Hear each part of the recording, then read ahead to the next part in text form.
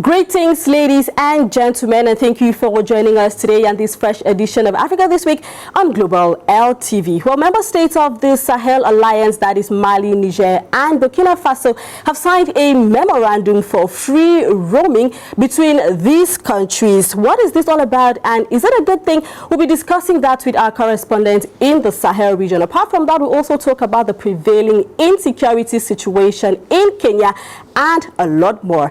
Let's get started. Let's begin straight away with this topic. Making news in the Sahel regions, Niger, Mali, and Burkina Faso. Member states of the Sahel Alliance have signed a historic protocol ending roaming charges between their countries. This measure was adopted on November 21, 2024 in Niamey in Niger. However, before it was signed, the declaration was first of all made in Ouagadougou, Burkina Faso on the 15th of November. Now let's talk to our correspondent over there in Ouagadougou, Sarah Dabone. Sarah Dabone, who is on standby. Please, thank you for joining us for this edition, and can you tell us this memorandum of free roaming, what exactly is it about?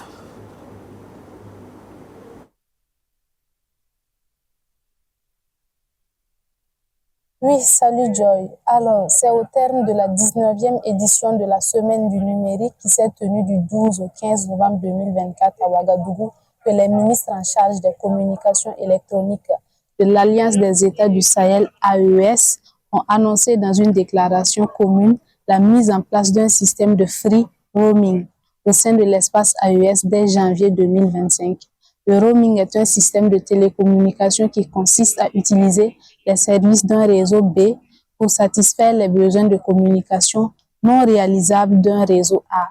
Alors concrètement, ça veut dire que les ressortissants d'un pays de l'AES pourront quitter leur pays d'origine, se rendre dans les autres pays de l'AES et utiliser des services de téléphonie mobile sans avoir à payer des frais de consommation roaming.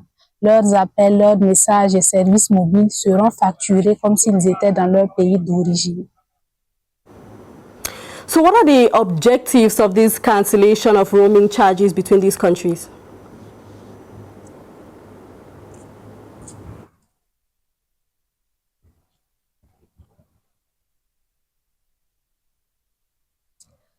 L'objectif premier, c'est la facilitation de la communication entre le Mali, le Niger et le Burkina Faso afin de renforcer les liens entre les citoyens de ces trois pays.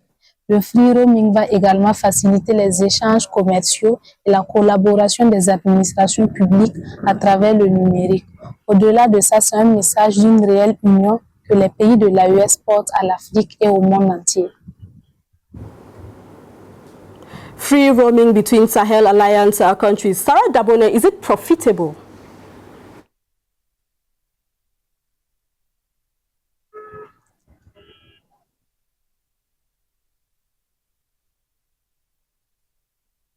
Bien évidemment, au vu des objectifs, c'est une initiative salutaire qui vient alléger beaucoup de choses parce que ça va favoriser la connectivité, réduire les coûts et renforcer les échanges économiques et sociaux avec le Mali et le Niger.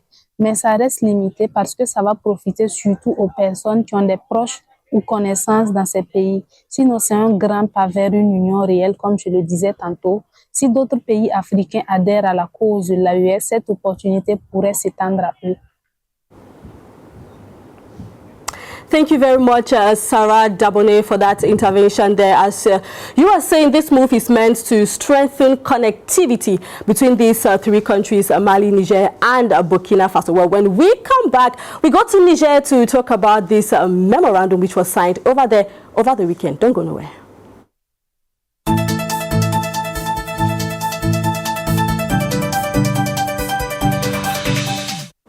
Free roaming in the Sahel region, Mali, Niger, and Burkina Faso will now enjoy free communication within these three countries. As we mentioned earlier, ladies and gentlemen, this is a historic memorandum. It was signed on the 21st of November 2024. Niger hosted the signing ceremony of the memorandum on free roaming between these three member states of the Sahel Alliance. Our correspondent in Niamey attended this event. Tell us, Jean-Marc Bicock, please, what exactly is this memorandum of understanding? You attended the ceremony.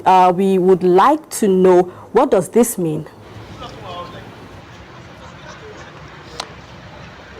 Salut Joy et salut à tous les téléspectateurs de Global LTV. Alors, la cérémonie de signature du mémorandum sur le frigomi entre le Niger, le Mali et le Burkina Faso a eu lieu le 21 novembre, jeudi, à l'hôtel Radisson Blu de Niamey, une cérémonie qui a regroupé plusieurs personnalités, à l'instar du gouverneur de la région de Niamey, le ministre de la Communication, des Postes et de l'économie numérique du Niger, Sidi Mohamed Railou, qui était là, qui a d'ailleurs donné le mot d'ouverture à cette cérémonie de signature. Il y avait également le secrétaire exécutif de l'ARCEP du Burkina Faso, qui représentait le Burkina, le directeur général de l'ARCEP du Togo, pays ami et invité à cette cérémonie, le directeur général de l'ARCEP du Niger, qui était là, et puis le président de l'AMMP du Mali, le président qui était là pour cette signature.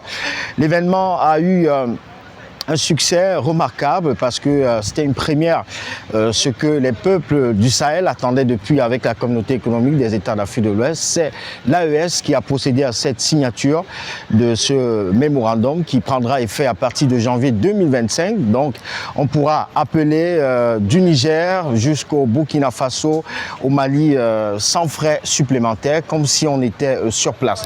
La cérémonie a eu un succès et puis, il faut le dire, les peuples du Sahel sont décidés de se libérer définitivement du joug colonial. Jean-Marc, we saw the presence of the director of the Togolese Regulatory Authority for Electronic Communications and Posts during the signing ceremony. Does it mean that Togo could likely join the Sahel Alliance? What do you think? Oui, Joy, on a vu la présence du directeur général de l'autorité de régulation de la communication électronique et des postes du Togo, monsieur Michel Yaovi Gallet, qui a pris part à cette cérémonie. Et puis, on se demandait pourquoi avoir pris part à la cérémonie alors que le Togo ne fait pas partie de l'Alliance des États du Sahel. Mais il faut rappeler que le Togo est un pays ami de l'AES et qui a toujours été aux côtés des pays membres de l'Alliance des États du Sahel parce que après la fermeture de la frontière et du port de Cotonou au Niger, c'est le Togo qui avait permis aux commerçants nigériens d'acheminer leurs marchandises jusqu'au Niger. Et à ce jour, le Niger utilise le port de Lomé puisque le Niger ne dispose pas d'un port. Alors le Togo a toujours été aux côtés, était d'ailleurs le médiateur entre la CEDEAO et puis le Niger lors de la crise après l'embargo de 7 mois qui était imposé injustement au Niger. Alors, et puis lors de cette cérémonie, le directeur général de l'ARCEP du Togo, M. Michel Yaovi Gallet, a bien dit que le Togo a hâte de rejoindre le Mali, le Burkina Faso et le Niger dans le cadre de ce mémorandum roaming. Donc certainement, c'est le Togo qui va rejoindre dans les prochains jours l'AES, puisque quand on écoute les propos du directeur général de l'ARCEP du Togo, le Togo bientôt sera membre de l'Alliance des États du Sahel. Ce sera indéniable. The alliance is definitely growing, Jean-Marc. Well, we are still talking Niger. It is not just one, but two major events that happened in Niger over the weekend from the 19th to the 21st of November. I'm talking about this conference that was held, the conference dubbed Conference in Solidarity with the Peoples of the Sahel. Niger hosted this historic conference on the rights against colonialism on the 21st of November 2024. Delegates from popular movements, labor unions and organizations across Africa and the diaspora attended this event in Niamey. Jean-Marc, please tell us more about this conference in solidarity with the peoples of the Sahel.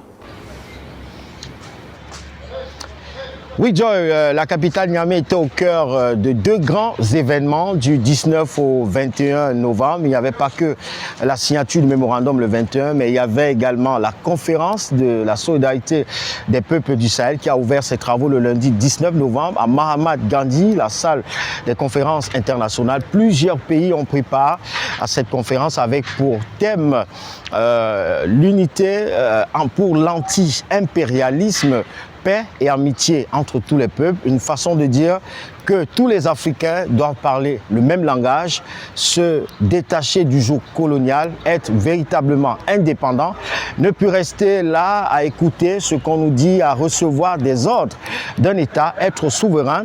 Alors durant ces travaux, les exemples ont été pris concernant le Mali, le Niger, le Burkina Faso, comment ces pays ont fait pour se détacher du colon. Alors c'était très édifiant et au sortir de ces travaux, beaucoup d'Africains ont émis des vœux et on a certainement la conviction que bientôt plusieurs pays vont rejoindre les États du Sahel. Marc Bicok pour Global LTV depuis l'hôtel Radisson, Niamey, Niger. Well, thank you very much for being with us, Jean-Marc, because this conference, dear televiewers, I must say, is holding during a period of critical breakthrough against Western influence in the Sahel regions, from the military coups, first of all, in Mali in 2020 and in 2021, then in Burkina Faso in 2022, and then Niger in 2023. As we said before, the conference is for anti-imperialist unity, peace, and friendship between the peoples of the Sahel. You're watching Africa This Week. We'll be right back.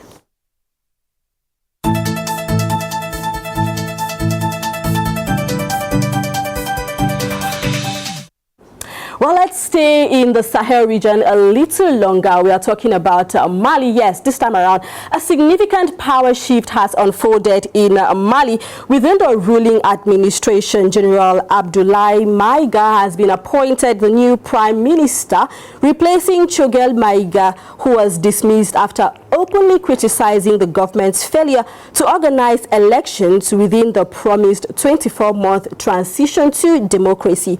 Choguel Maïga's remarks appear to have struck a nerve with the ruling generals, leading to his removal and the installation of General Abdoulaye Maïga in his place.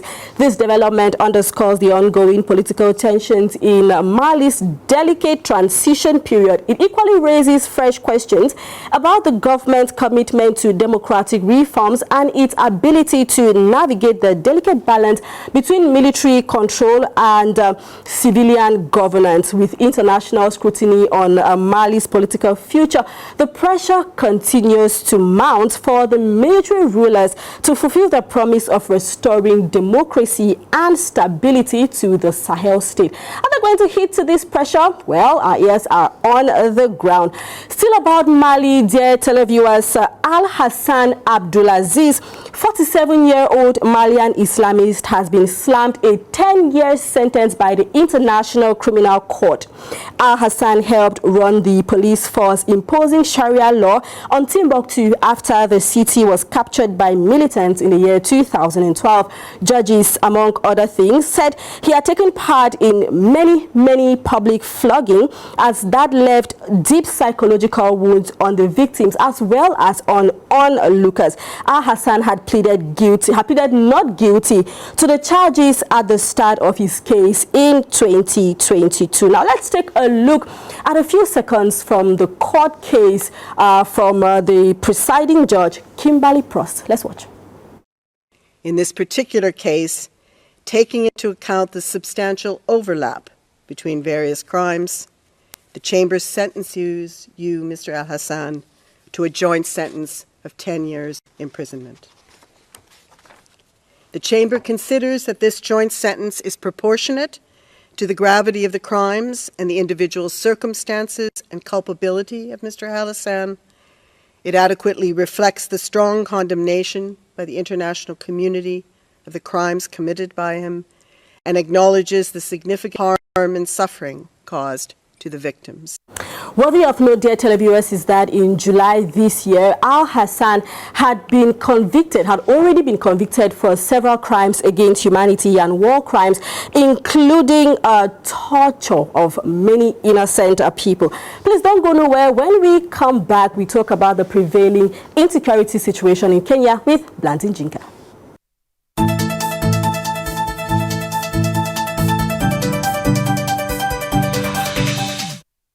Welcome back, dear televiewers. Insecurity looms in Kenya after the disappearance of prominent Ugandan opposition figure Kizza Besigye in Kenya and his reappearance before a military court in Kampala, Uganda, where he has denied charges that include the illegal possession of firearms and negotiation to buy arms abroad. Okay, this is kind of confusing, I know. His wife said he was kidnapped in neighboring Kenya last Saturday and sent back where he was being held in a military jail in Uganda. In a post on X, his wife, Winnie Bianima, wrote that her 68-year-old husband had been seized in Kenya's capital, Nairobi, during a book launch event, and she demanded that the Ugandan government free him. Like I said, it's a little bit confusing. That's why we have here with us Blantin Jinka to give us more insight about what is happening over there in Kenya, or should I say Uganda. Hello, Blantin Jinka. Please tell us, who is this man and what happened? Hi, Joy. Thank you for having me on set today. We're talking about Kizza Besigye, I hope I got the name right, who is a Ugandan physician, a politician, as well as a former military officer. And this is the thing, he's been very vocal criticizing President Museveni's government. His government has been in power since 1986. And this is what happened. He was in Nairobi for Honorable Martha Karwa's book launch. And he was meant to be a guest speaker for this book launch. But unfortunately, hours before this event, he was abducted and later on found himself in a military court in Kampala, facing charges for illegal possession of firearms and as well as soliciting military support to allegedly compromise the Ugandan's national security. Okay, Blantin, let me just say something, right? This man, he was told during the court session that he's actually being held under tight security, that he will be held in custody until the 2nd of December, and he clearly does not agree to that. So let's hear what he said, what he had to say during the court session. I think it would be unfair to make a ruling before we have had the benefit of legal representation.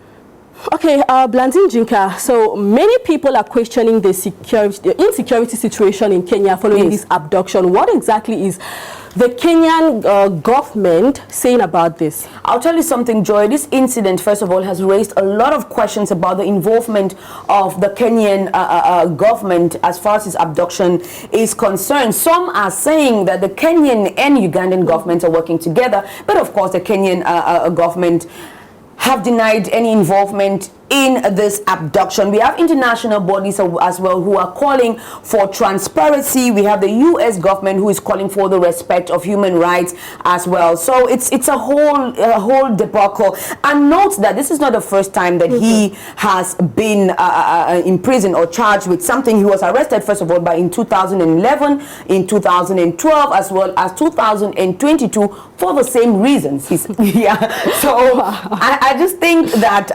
this is a reoccurring situation, and hopefully before the end of the week or before the 2nd of December, we'll be able to see or hear a positive outcome from this. But so far, there's a lot of tension going on as we are talking in Kenya, because they're worried also about the stability of the people as well as human rights not being respected in that region of Africa. It is quite a disturbing situation, Blantin Jinka. Just to note that it is really confusing, like I said, dear televiewers, because it is very, very unlikely that someone will be abducted and the Kenyan government has no idea how it happened, a political figure for that matter. Anyways, our ears will be on the ground to hear what the court will say, what the Kenyan government will say, what the Ugandan government has to say about it. Ladies and gentlemen, we'll be right back.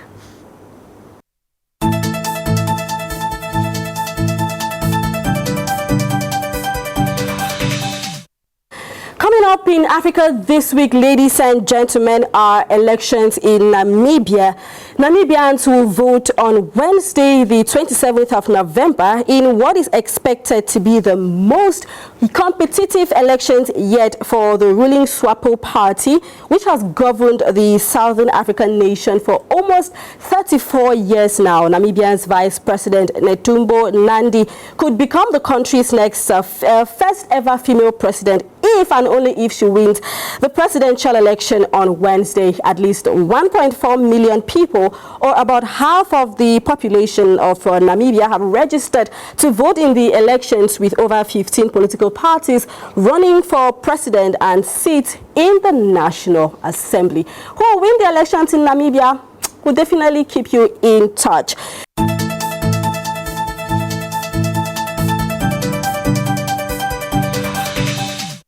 Let's talk something else now, ladies and gentlemen. World leaders gathered in Rio de Janeiro from the 18th to the 19th of November for the 2024 G20 summit to address critical global challenges. Brazilian President Lula da Silva led efforts to launch a global alliance against hunger and poverty, emphasizing food security. Climate action also took center stage, with Lula da Silva urging faster neutrality targets though financial commitments remained contentious. Discussions also touched on geopolitical tensions, including the Ukraine war. The summit highlighted the G20's role in tackling global issues, but its success hinges on turning promises into action.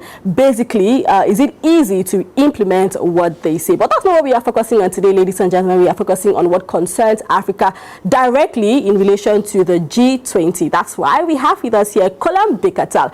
Hello, Colin Bekatal. Please tell us, South Africa has taken over the presidency of the G20. What does that mean for Africa? Justement, Joy, ce n'est pas tout le temps que l'Afrique est à la présidence d'une institution internationale, qui puisse être comme le G20, où certaines nations, n'est-ce pas, ont un PIB aussi élevé que celui de beaucoup de pays africains regroupés. Alors, mais pour revenir à la question, il convient d'abord de noter que l'Afrique du Sud et Ramaphosa ne viendront pas changer le sort des Africains qui eux-mêmes doivent travailler pour l'amélioration de celui-ci.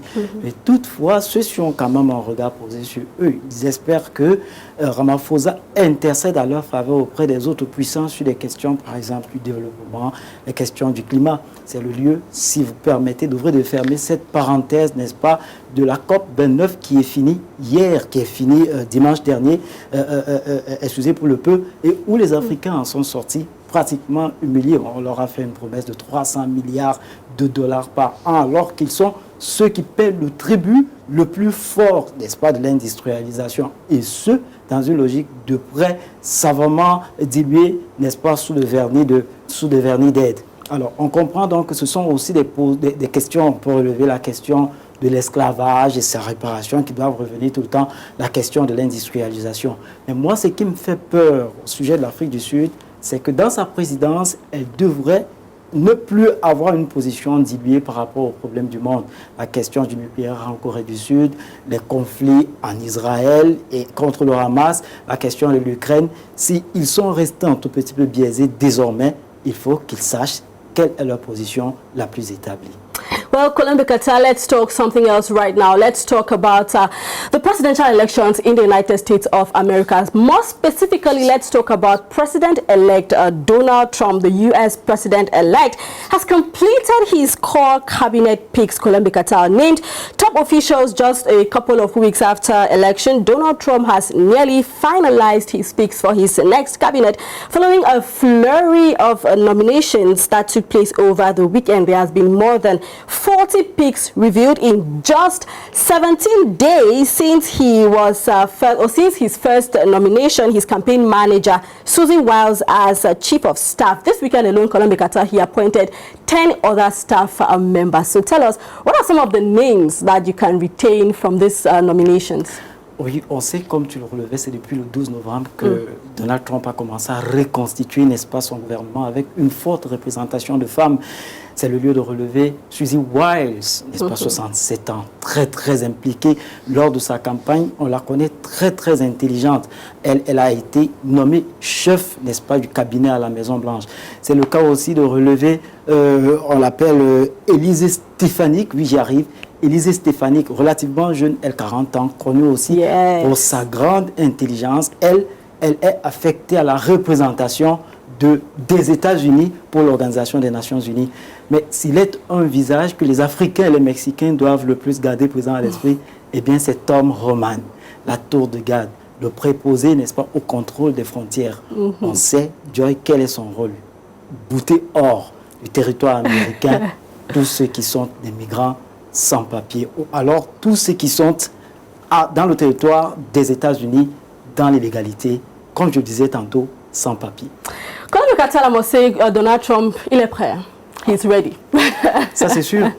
Thank you very much, Columbia Qatar, for being with us on this edition of the program. Ladies and gentlemen, it is at this point that we have come to the end of this edition of Africa This Week on Global LTV. We want to thank our correspondents all the way from Ouagadougou, Burkina Faso, Sarah Dabone, from Niamey, Niger, Jean-Marc Bicok. We want to thank you, televiewers, for watching us on this edition. We want to beg you to stay tuned to Global LTV to stay entertained and to stay informed. Bye-bye.